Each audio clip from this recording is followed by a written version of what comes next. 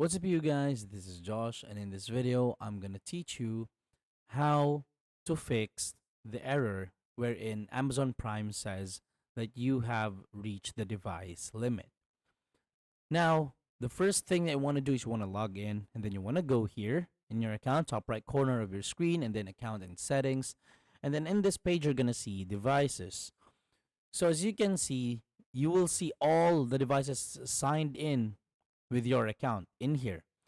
Now, I want you to know that the device limit actually depends on your subscription. So if you have Prime Video Mobile Edition, you can only have one mobile device only. Prime Lite can only have one device only. And then Prime Lite memberships offered via third party service providers um, can allow you around 1 to 2 devices. And then Amazon Prime allows you to sign in on total of 5 devices, including 2 TVs. So if you have this error, you just simply sign out one device that you're not using anymore so that you would have space for a new device. So that's how easy it is. Thank you so much for watching. Please do not forget to subscribe. This is Josh. I'm going to see you on the next one.